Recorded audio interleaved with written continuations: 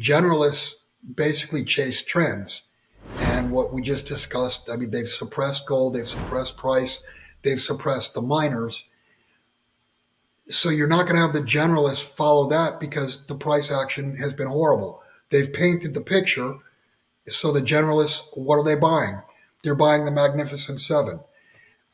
As far as metal flowing out of North America, that's an easy one. All you have to do is look at the premium in Shanghai for gold of $50, and there's a premium north of $2 for silver on the Shanghai exchange versus the COMEX and the LBMA. So you've got natural arbitrage that's buying gold in the West, buying silver in the West, and selling it in Shanghai, selling it in the East.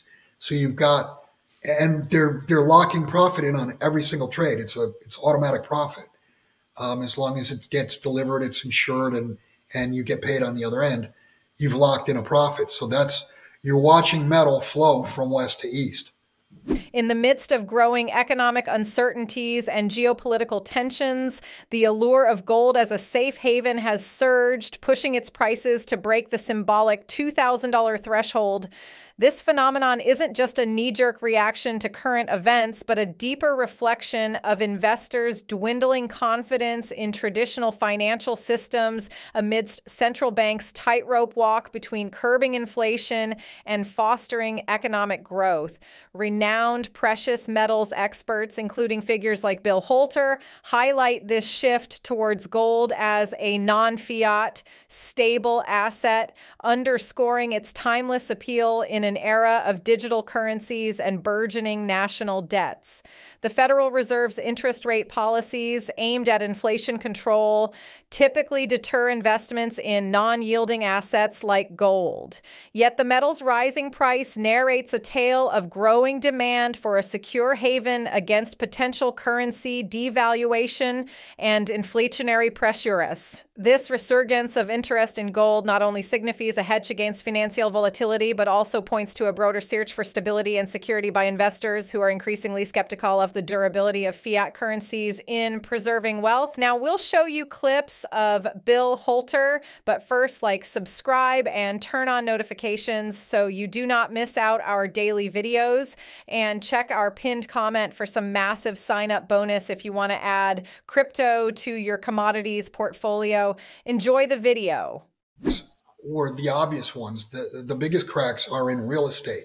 I mean, if you look at I think last year of 2023 in the U.S., the amount of single-family homes that actually closed and changed hands, that volume was down about 50%. So I don't know if you're a technician or not, but classically, from a technical basis, price always follows volume. And I mean, obviously there was less volume because of higher interest rates. You had less people that were able to afford a mortgage. I mean, if you had X amount of dollars, if you could afford $1 million house in 2021, by the end of 2022 into 2023, you probably could only afford a $600,000 house. It also has affected people that have a home with a locked-in low mortgage. They're not going to move because they can't afford the new mortgage. The real blatant crack has been in commercial real estate. I mean, how many commercial buildings this year are up to refinance their debt? And when you do it with commercial real estate, it's based on cash flow, and many of these deals were done. Here's an example. I think it was a hotel that was sold in 2015 for $605 million. They put $300 million down. They borrowed $305 million. They walked away from the property in 2022, and it was seized late last year. And that debt is now being offered for $150 million. So that $605 million property is now valued. You can buy it for $150 million. I mean, that's a 75% haircut. My point being, someone has to take that loss. Obviously, the $300 million that they put down, that's gone. But within the banking system, there's another billion dollars rather, that's gone. No, I'm sorry, $1 million. It's just one property. Uh, what I'm getting at is these losses are piling up. Who is gonna eat the losses? Are they going to end up on the Federal Reserve's books? Like what happened back in 2008, 2009. At this point, I mean, the answer to that is yes. But the Federal Reserve itself lost $114 billion last year. And the last I saw, their total equity was only $65 billion. So now you're looking at the central bank that issues the world's reserve currency is technically insolvent.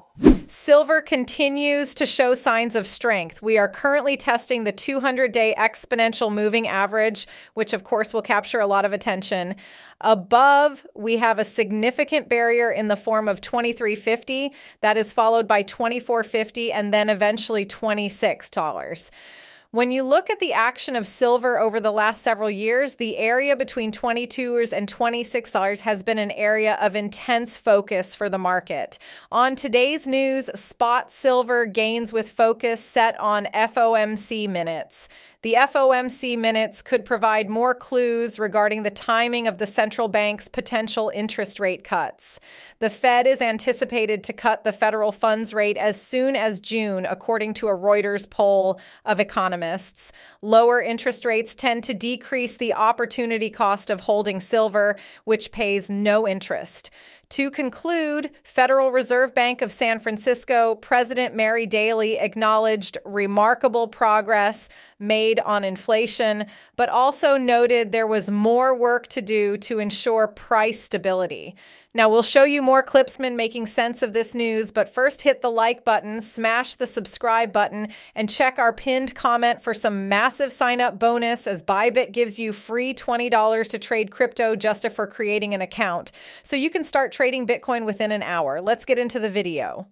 Gold has a new role. I think the role of gold is money and everything else is credit. I mean, JP Morgan testified close to those words in Congress.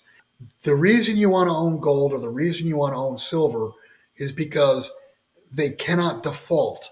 And what we talked about earlier, the world being, or literally the whole world, but led by the U.S., is hyper indebted, and we're moving into the phase, and you're already starting to see it. We're moving into the default phase, and that's why you want to own gold. That's why you want to own silver, because in a world that is defaulting around you, gold nor silver can default. And it goes back to Richard Russell, for years and years and years, said that when it finally blows up and goes down, the one who loses the least will be the winner. There's not going to be any outright winners that profit from the collapse, but there will be those that have gold and silver. They will have capital when the system reboots, when the majority, especially if you agree with the great taking, which I do, because I do believe that that's the plan, is to basically take your assets. If you have capital when this thing reboots, your family will have wealth for generations upon generations. Foreign buyers, I mean, look at Japan and China. They were the two biggest holders of treasuries. They've been bleeding their treasury holdings down for years. And just look at the BRICS. Why is there such a thing as the union of the BRICS? The whole idea behind it is they want to get out from under the boot of the US dollar. Because they understand that the dollar is strictly a fiat currency. It's a Ponzi scheme. And I mean, if you listen or read any of Putin's speeches, you'll hear him every time say, we want to do business, but the trade that we do, we want to be fair trade and fairly settled.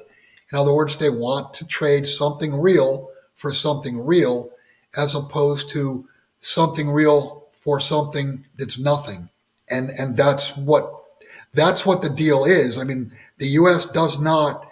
I mean, we have a huge trade deficit because we get products in and we send freely printed dollars back out.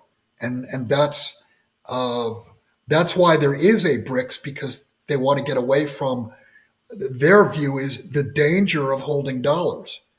And that's one reason why many of these central banks have been buying gold very, very strongly for the last 2 or 3 years, because they understand where this goes. They're going to end up with big black holes within their balance sheet that used to be dollars. So they're trying to replace those with something that's real and something that will go up in purchasing power as all these fiat currencies collapse. What do you think of Bill Holter's theory? Will gold and silver shine in the future? Thanks for watching the video. Subscribe if you have not yet done so, and I see you on the other side.